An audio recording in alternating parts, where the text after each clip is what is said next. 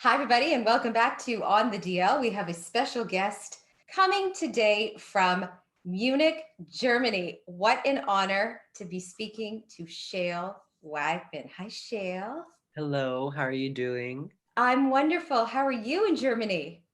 I'm great. Today was this lovely day. It was gorgeous, and I enjoyed raking in all of the sun and exploring this beautiful city and its gorgeous architecture. I saw on Instagram on your stories you were traveling through Munich. Were you on a bike?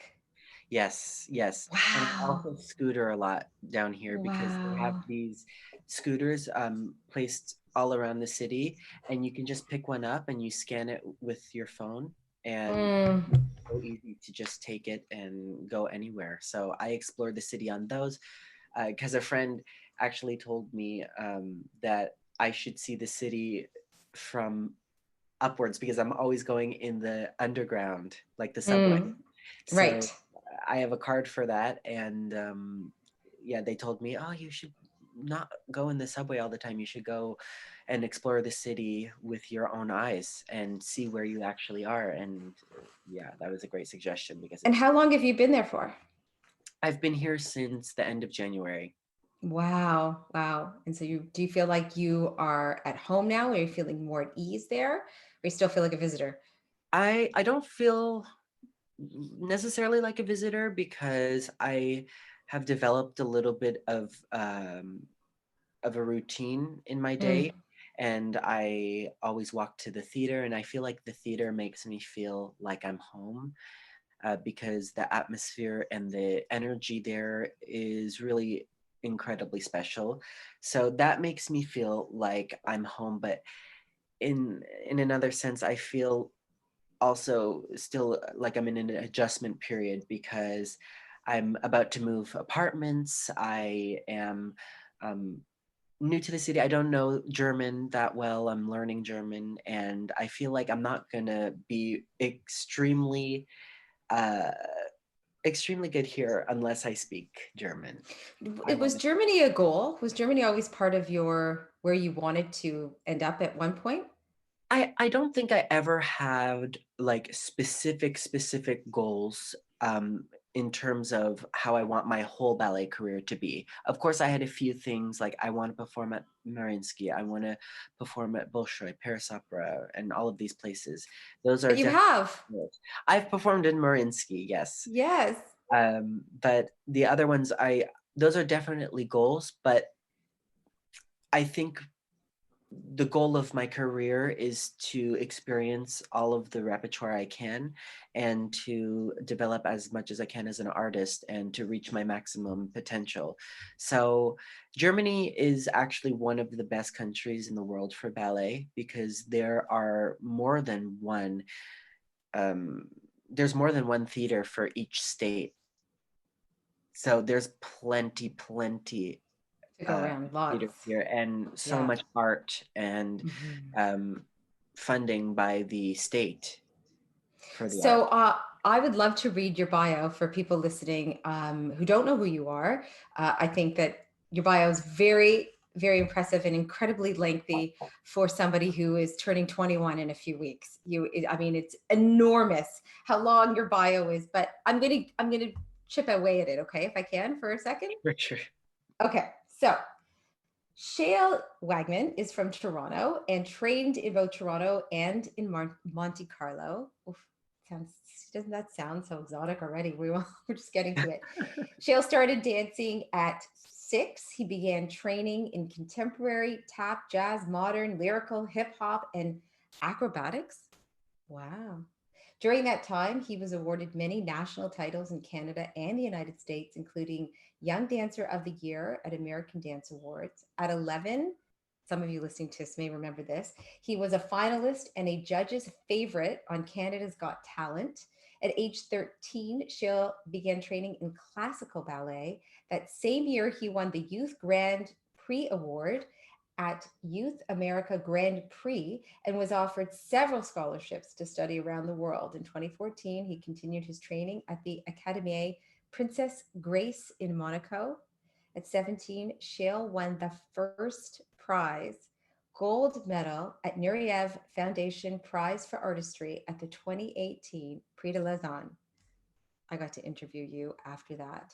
In 2018, 2019, Shale joined the English National Ballet. He was the youngest guest ever invited to perform in a principal role at the Mariinsky. And in 2021, Shale joined the Bavarian State Ballet in Munich.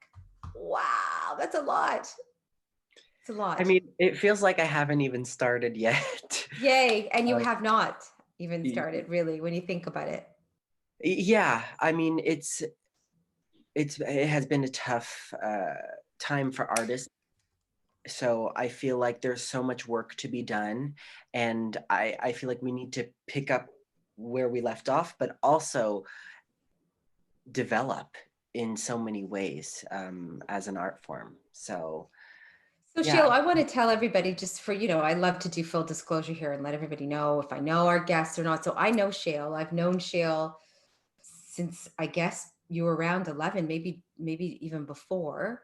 I can tell everyone that the first meeting I had, or the first time I met with your mom, we were chatting, and I was just deep into my news career at the time. And she said, I want to show you a video. She didn't tell me what it was about. She showed me the video of you dancing. You were a child. I was absolutely speechless. And I remember grabbing her arm. We were by a window, and I grabbed her arm and I said, "Who is this?" She said, "This is my child. This is my son." I went, "Oh my God, I want the first interview." She goes, "You can have it." And I promised her then that anytime during your life and your career, if I interviewed you, that I would do so with as much care as I would as if it was my own child being interviewed. So I just want to preface by saying that I'm coming to this interview with all of my heart today, because I just adore you. We do know each other, but I feel that you have this incredible story to share, and your experience is it's so unbelievable for both people your age, younger, and even for parents listening. Um, so I'm so excited to hear all about you now and your journey, your process, where you and how you got to where you are. I'm really curious to know what it was like growing up in suburban Toronto, of all cities in the world, suburbia in Toronto, um, with a middle to upper class family, as creative and artful as you are and were. What did that feel like as a young boy? My family has always been very supportive of me and my art form, and I feel really lucky for that. Growing up in Thornhill was definitely challenging at times because I felt misunderstood in the way that I expressed myself as a young child. And at school, it's not common for there to be a male dancer, and especially in elementary school, I think kids have pure hearts, but at the same time maybe they're educated, some of them, certain ways, and they're led to believe that ballet is an effeminate art form and it is something that only gay people do, and that it's considered to be a weaker art form or a weaker sport because it's more feminine. And I always was taught to be very prideful in myself and in my dancing, because this was everything to me from my first dance class when I was 6. Dance was absolutely the way that I was able to tell my truth and my story through the means of movement from that young age. And it always makes me feel balanced. So I always carried that with the utmost pride. And my mother, especially, always was the first one to shake me out of it when I was sad, if I was being bullied at school, if people were making comments and saying negative things about dance or me and the way that I am.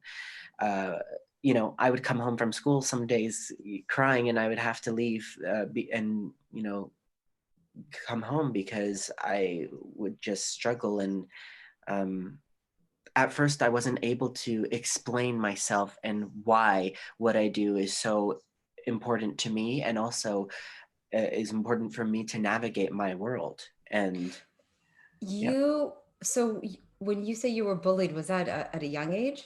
You felt bullied? yeah. I mean, I don't want to say that I was bullied because after a certain amount of time, I didn't allow myself to be bullied.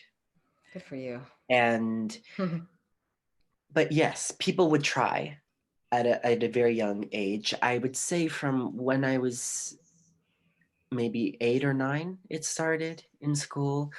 And it was definitely very prominent when I was 12 or 13. And then thank God I left that atmosphere at 14 to go study abroad, which I was very happy about.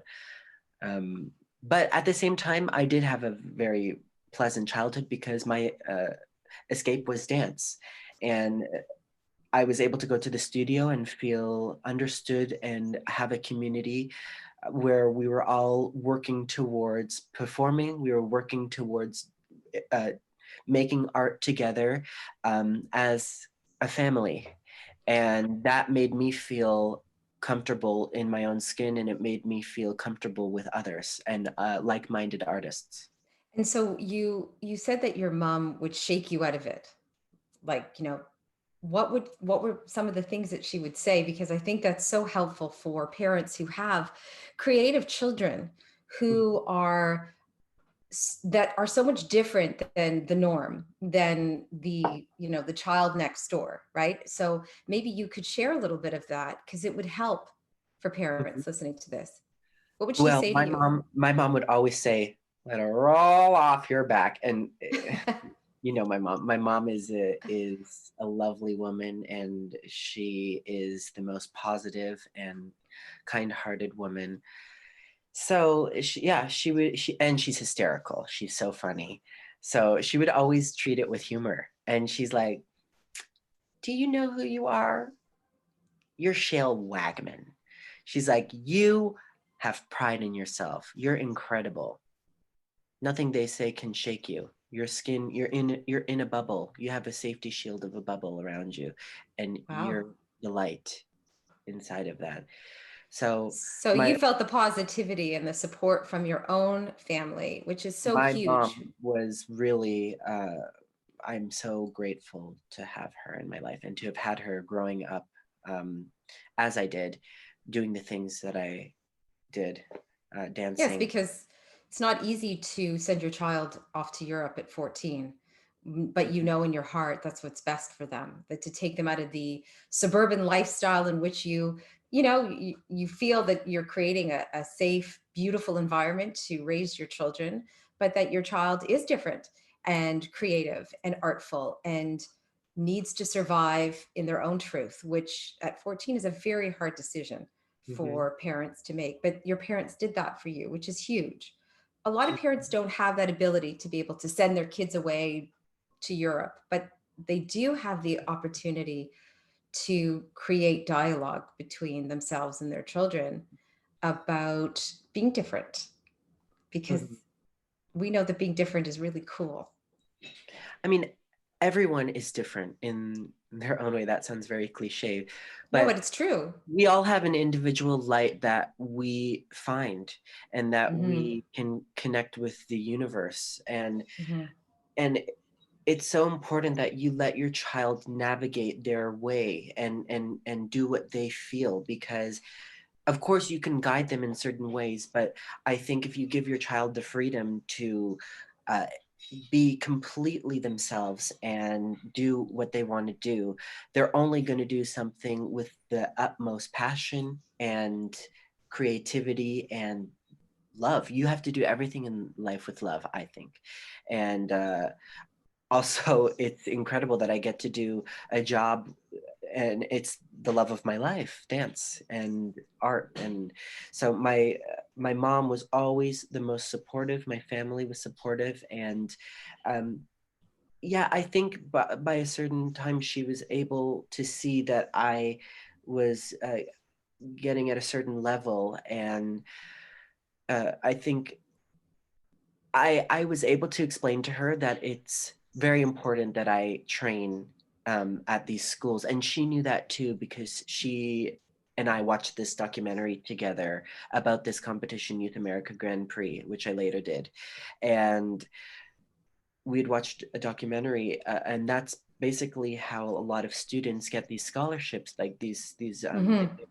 ballet students get these scholarships to train all over the world and become professionals.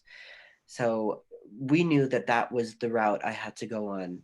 Um, so my mom knew, and of course was very happy when I got those things. But I think it also killed her when she sent Of me. course, Yeah, of course. So it's so hard for. That's why I asked that, because it's not an easy decision for a parent to send their child away at such a young age, even though you know that's what they want and they feel that that is what's best for them. At 14, it's a very hard age to send a boy to a different continent.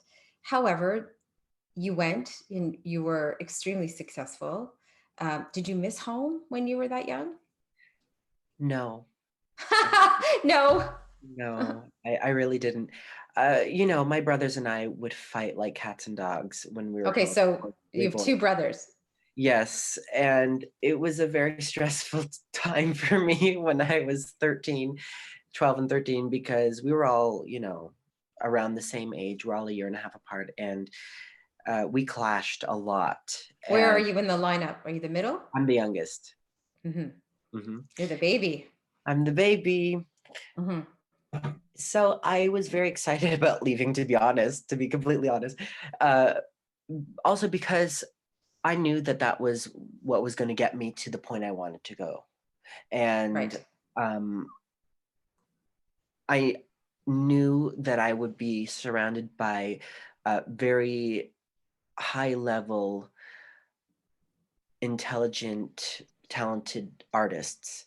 Hmm. And my director was extremely accommodating when it came to going there. And my family knew that I was also going to be safe. And we were only 40 students in the school. It's only 40 students. It's very small. So we're really taken care of. And it's like a family there too, because we all come from different nationalities. I think there were about 20 different nationalities when I was there. And it's so interesting to get to know other cultures and the lives that other people live elsewhere. Because I think Thornhill, it can be such a bubble sometimes, and not necessarily in the best ways for me. So let's tell people, what is Thornhill? I said it was a suburban area Yeah, it's a north suburban of area. Toronto. Yep. Yes. Maybe you can explain. Very, very Yeah, middle to upper class. I don't want to say extremely uh, white, but there are pockets of areas that are predominantly white neighborhoods. yeah. And I think you lived in one of those growing up. And, there's a lot of stereotypes in those areas as well. But someone of your artistry and talent and living amongst that, I would imagine would be like you would stand out, right? You weren't just um, a boy who got up on stage and danced in your school play or sang in a school play. That was not who you were. You Hmm. stood out, completely stood out, and that's why you are where you are now. And you've had all this recognition in your young life, so much recognition and awards that have been won, and living and dancing in Europe. I mean, I remember when I had interviewed you in, I guess it was 2018, when you won your award in the Prix de Lausanne, and you were being compared to Baryshnikov. I mean, that is unbelievable. That's unbelievable. And you're from Toronto. Yeah. I mean, of course, I appreciate my childhood. I can't complain about it at all. And I think everything that happens in life gets you to develop in certain ways and thickens your skin as well. So Of I course. definitely don't have any complaints about growing up there, but No. it could have been much worse, it could have Oh, been much. of course. But there are definitely stereotypes in this suburban area, Thornhill, and there's definitely a way people do things, and it's very cookie cutter sometimes. Mm-hmm. Mm-hmm. Everyone just does the same things and it wears the same clothing. I mean, I'm speaking about especially people in school at my time, Right. As and a teenager or a y- preteen, yeah, everybody looked the same. I everyone, mean, I would show up on my birthday in neon pink and you know all neon and that, but my mom was always like, honey, you need to do what makes you feel great. that's And fabulous. yeah, so that's how I got through it. But I could imagine if I didn't have my mom, it would be much different. It would be much different, the circumstances. But that being said, I still really felt the urge to move on, and So, I and felt then the barriers of what this community was instilling. Um, I didn't. My path was very much different than the normal Thornhill path. right, very Yeah. different. And we've talked about this before. We've had heart to hearts before, of course, the cameras on, and I've shared with you how, as growing up, I had a passion and dreamed of moving away, and thought Hmm. I was never going to end up in Toronto, and I thought my dreams would be in New York or somewhere in Europe or somewhere. And I I think about the way I was parented and how maybe my life would have been different. Notwithstanding, I had beautiful parents and they were incredible. And it's just, I think that the message here is that when your child has a dream, and it is it really is larger than life, and it is bigger than them, you have to see it and you have to believe it. And you Hmm. had that, and that's incredible. That is like incredible. I never stopped dreaming, and I think dreams are what propel me. Uh, I dream all the time. I'm dreaming constantly throughout the day, fantasizing, and I see the world in my lens, and I think maybe sometimes we're educated to see the world in the same lens, or in school we're taught to see things in a certain way. And yeah, I guess I felt that in Thornhill it was we were everyone was seeing a lot of things through the same filter, and felt like my filter was, not for Thornhill. But Right, different, very yeah, different. I'm sure everyone also has their own individuality, but I feel like the path, like I said before, is very, you know, general. And so, tell me a little bit about your relationship now with your family. You're living away again. Hmm. We're in the middle of a pandemic. We wish we could say we're at the end of a pandemic, but we're not. What was that like, moving away again? Well, I was planning from school when I graduated in Monaco and moved to London. I was planning on being away for the rest of my life and never moving home again.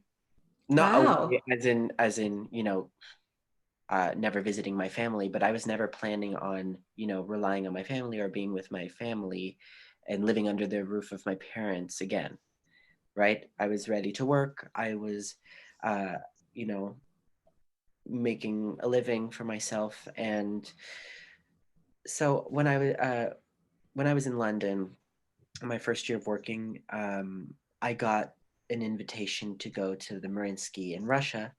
And during that performance, I was dancing on a stress fracture, unbeknownst to me.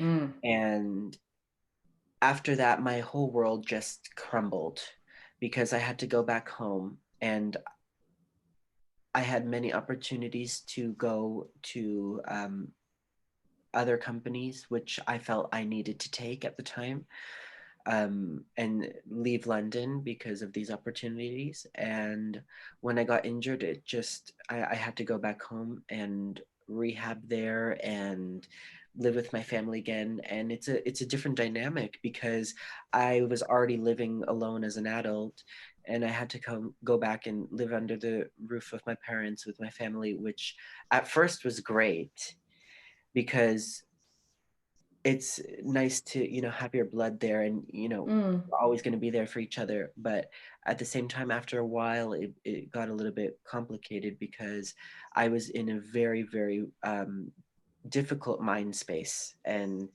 I was completely depressed because I mm. had basically lost everything.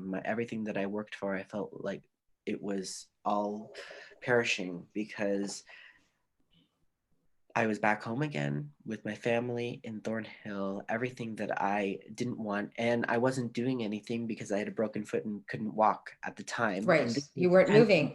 this was 10 months before COVID, you know. Hmm. Imagine, we feel this way in COVID, but I had to do that 10 months before COVID because I wasn't able to walk. It's interesting because I've been living in Europe since I was 14.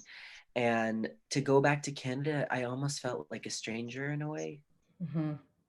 I Yeah. felt like, you know, I grew out of friendships, and well, I had two friends in Canada, but they were in university. So they're like 3 hours away from where I am. And yeah, I just felt very secluded even before the whole situation. So it And was, you're in pain and you're not I was dancing in and pain. I felt like I lost my career. mm, I was I horrible. lost all my job offers because of my injury. I was completely destroyed mentally and physically. And it was coming from one of the best moments in my life, which was performing on my dream stage, the Mariinsky. And to get that opportunity was something out of my fantasies, you know?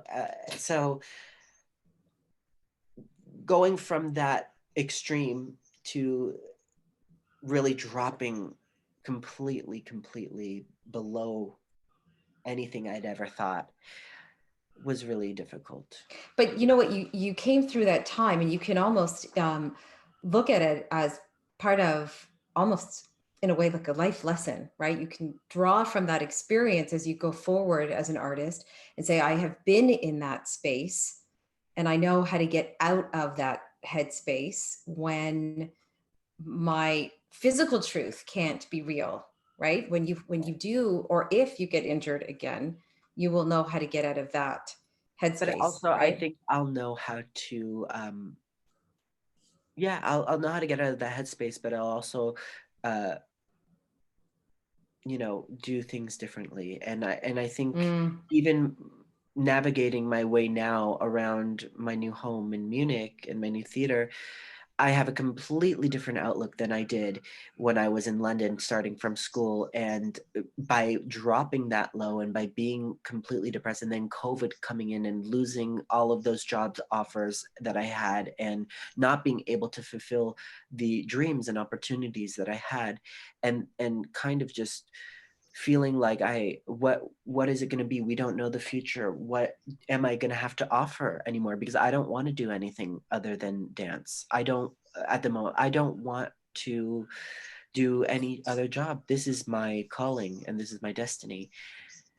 uh so now I feel like I can draw so much from all of that heartache that I was facing, and that situation, and I can really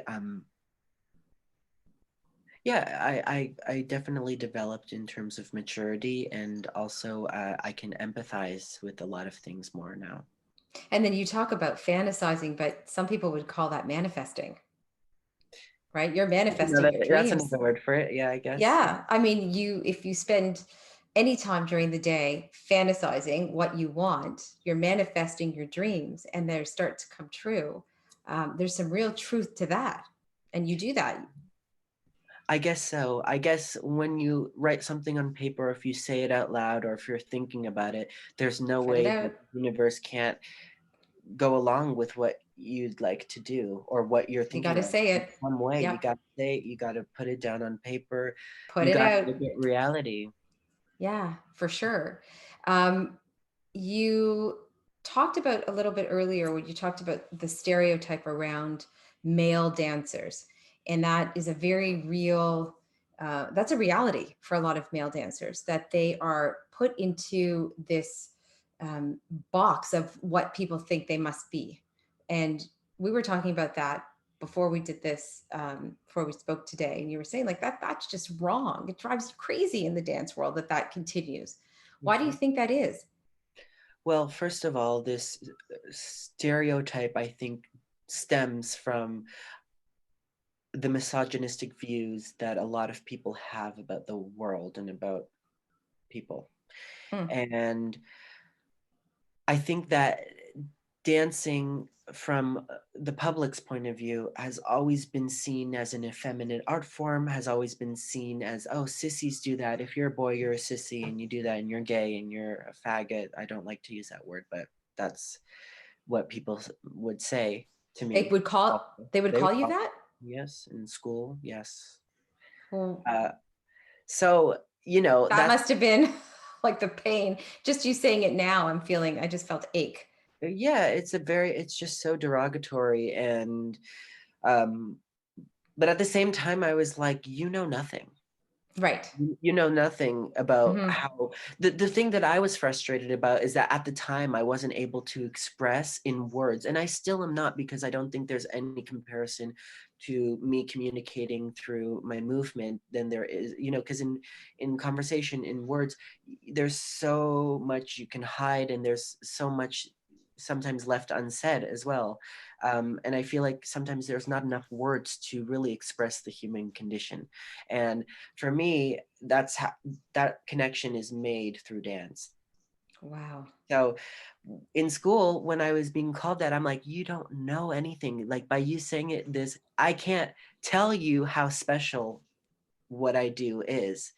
But if you see it, then you can experience all the fruits of what the energy is like when there's a true artist bearing their soul on the stage, for example. Did any of those people who would call you names ever get a chance to see you dance? After they saw me on TV, they weren't Oh, calling me that anymore. right. When you were on Canada's Got Yeah. Talent. Yeah. Yes, yeah. That was pivotal, I believe, for you. Yeah, I think in That was school well, especially the students, they all saw that, you know, uh, dance is not what they think it is. And so why do you think that the stereotype continues to live on today? I think the stereotype continues to live on because as a society, we're still very set on women are weaker than men.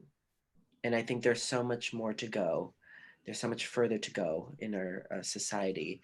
But because dance is seen as feminine, femininity is always, for many people, considered weaker than. But you as an example, you love being feminine. You've said that. You enjoy that is part of your truth, and that's not a bad thing. That is a wonderful thing. That part that makes that's a the feminine is also the creative. We know that Absolutely. about I mean, humans, right? I don't know why, as a construct, we've created that women are weaker or that femininity means you're weak, because No. for me, it means the complete opposite. I Yes. have so much femininity to express, and I feel like I find so much strength and power through that. And I find so much sensitivity and emotion through that as well. Like That's beautiful. we all have femininity and masculine. We all have a spectrum of gender identity Yes. of how we express ourselves. Why put that in a box? Why, why put that into blue and pink. You So know, in the dance community now, as we were talking about, it still lives. It's still such a huge stereotype within the dance community itself, not even out there in the world, just people that you work with and among your peers. There's still the stereotype. So when somebody now points a finger or name calls or says any of those derogatory things to you now, what do you do? I just I don't surround myself with those people. But do you Um, own it? Do you own what you are? Do you, I mean, if someone, absolutely, absolutely. how do you do that? Well, I think that's powerful, Shale. I think at your age and stage now, to be able to express how you own your truth, you own who you are. 14, that's different. In suburban Canada, that's a different, but in Europe at almost 21, and owning who you are is a huge message to people who are watching this and listening I to mean, this. If life is not serious. Like life is a goddamn laugh riot. That quote is from Boys in the Band. You know, there's no sense for people to discriminate against anything. Like if it has no effect on you, if it's not doing any bad to the world, what is the problem? Why is I there a reason agree. to get invested and angry about it? Why put that energy into anything? Anger and I just don't like to deal with that energy, and I don't, and if I do and I'm forced to, of course I'm going to lead with love and just be myself. I'm not going to conform to being a certain way because I feel a wrath of bad energy because people are close-minded. There's no room for that in my world. And I think when your question and your what you said about how even in the ballet company there's these Yeah. stereotypes, and I think, well, in ballet companies, I think people from the outside think that there's a lot of gays and whatever, but actually it's, I mean, in my company there's not many gays at all, and most of the men are straight, and I think ballet is extremely masculine actually, because the stories being told on stage are from the 19th century, and they're all about a love story between a man and a woman, and about how the man Hmm. is a prince, or he's coming in armor and he's coming from the war, or he's this, this character of masculinity, and Hmm. that's the main story being told in classical ballet, at least, and even in contemporary works, but there's a lot of creativity in that sense of gender bending in contemporary now. Gender bending. Yeah, like, Okay. changing up the story, Okay. you know Hmm. so in the companies, I think these men try to convince everyone that ballet is masculine. And then they're like, yeah, we're masculine. And like, it's also not right, because what's wrong with gays doing ballet? What's wrong with being perceived as more feminine? What's wrong with that? And I also think that as a ballet dancer, there are so many avenues to go down in terms of expressing yourself. There's so many different roles, and you put your own identity into them as well. Of course, you're playing a character most of the time, but people are so multidimensional, and we aren't just one way. We're not just a masculine person or a feminine person. There's so many different complexes that we have, so many different ideals, so many different uh, ways and avenues to tell a story as a certain character, that why do we have to put that in a category of gender, or a But category, it's you know what I mean? We're people, yes. we're human, we're But it expressing, sounds like you know not just in character, it sounds like that's how you live life. That you I don't live want to be next to put, that. Yes, yeah, yeah. that you seem to feel like you don't want to be put into one category all the time. You want to just be able to be who you want to be. And Yes. that is part of your story. And I love that you just said that, because that, in your words that you said that, because that's the message about Shale Wagman's journey. And I love that you have stayed so true to who you are always, always, even when you had to come back with an injury and live with your family in suburban Toronto, you still stayed true to who you are. And I feel like that is where people will find their personal happy place, when they live their truth. Absolutely. But I think also the message is that we as humans aren't as simple as being categorized. Mm-hmm.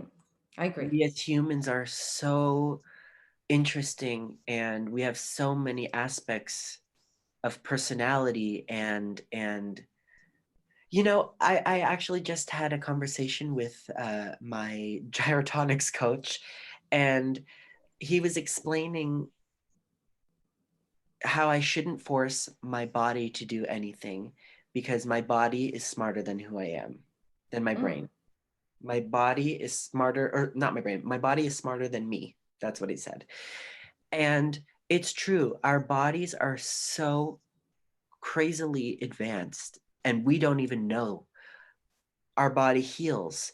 Our body, if we have a cut, it will heal. Mm-hmm. If you get injured and you break a bone, it will heal. And the fact that our bodies can do that, it's insane to me, and it's a miracle. It's the It's universe, beautiful. Mm-hmm. right? And so we can't explain so many things that happen in our body. Why are we trying to explain and put ourselves into boxes of is it because some people are living such a simplistic life of views, where they can't fathom the fact that people can be like this? And why do you have to tell if someone's a boy or a girl? Why can't you just look at them as human? That's really the message. Just, I guess, saying it in another way. It's beautiful, Shale. Yeah. It is, and it's so important. It's so important. I mean, for myself, I'm raising boys, right? And I want to honor all of them and every bit of each of them, and how they're each different, and their boys are complex, very complex. They say that girls are complex, boys, whoa. There are so many layers. I grew up with all girls. I have sisters, so there was not a boy anywhere in terms of even cousins. And so having boys was, completely new to me. And now I have all these boys in my house, and it's fantastic. But it is, I can see how multi-layered it is. And I think for parents listening to this, they'll say, yeah, you need to honor your children as a human first, not Mhm. boy and girl, or girl, Mhm. boy or girl, that they're human. Yeah. And sometimes that boy or that girl falls somewhere in the middle. They just do. Yeah. That's just the way it is. Absolutely. And Mm-hmm. and then, yeah, I also, it breaks my heart to see people trying to, I don't know, completely change themselves to fit a certain mold, because that's the only way they're able to survive in their Absolutely. families, or in their workplace, or in their life. But I think we're coming a long way, but there's much further to go. And um, I would really hope that people just always lead with love, because if you lead with love, you're not going to have a closed mind to anything, I think. So, what is your relationship like now with your families? You have two older brothers. Yeah. They don't dance. They are No, creative. No, no. they're not creative. No. My Um, well, my eldest brother, he is working at PwC now, what's that? and it's like kind of like accounting, but Okay. yeah. Okay. Um, but he's actually quite creative. He doesn't do a creative job, but he's very good, like, at styling, interior design, and he's very stylish. And my middle brother is in university for business. Okay. So very Yeah. very Yeah. different for sure.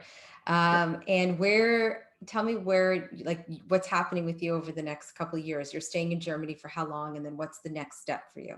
Well, I'm staying here indefinitely. Oh, I would really enjoy to stay here. I want to build a life here. I want to build my repertoire in this theater, wow. uh, which is I'm so grateful. I'm so grateful to be here. I walk by my theater every day and I just bow down to it because It's it's beautiful. incredible. And yeah, the architecture here as well is through the roof, and it makes me reminiscent of old times and old time periods that give me inspiration, like the romantic period and the renaissance period. And yeah, there's a lot of old style architecture and art Yes. here that I really Yeah. appreciate. It is definitely one of the cities that's on my bucket list for sure. Yeah. There's so much traveling I want to do, and this pandemic is over, and Munich is right up there for sure. Yeah. I want to tell everybody that they should go follow you on Instagram if they want to see you dance right now, because I love how generous you are with posting your dancing. Like, you're sharing so much of yourself, and you don't even say that much because you don't need to, right? You don't really speak that much because you're moving, Yeah, and it's I have a few opinions on like how I conduct or choose to conduct myself on social media, because you know I haven't been posting a lot in the past month because of course it's an adjustment period, but I'm sure I'll continue to post in the future. But I love watching your dancing. I thank love you, going on your Instagram account. I feel like I'm watching you perform, and you're just, it's just really, it's uh it's very beautiful. thank And you, I'm so grateful that you said yes to come on the DL and speak about your journey and your experience and how honest you are. And you've always been so honest. And I love that about you, Shale. It's just really all heart. It's really incredible. Thank you thank so much. you. How do people find you? Is it on Instagram mostly? Is that your social channel? Yes, I am At, on Instagram and I'm on Facebook. I have a at page Shale on, Wagman? yeah, Shale Wagman for both of them. Okay. And do I have anything else? I don't think I have anything else. No, just Facebook and Instagram. Well, I always follow you. And Thank I you. hope you've enjoyed speaking with me, I because really have. Thank you for I'm having me. so honored to have you on and talk to you in this way. It's really quite remarkable. Well, it's always a Thank, pleasure to speak to you. thank you, Shale. Thank Be you. well, feel good. Thank you. You We'll too. speak soon.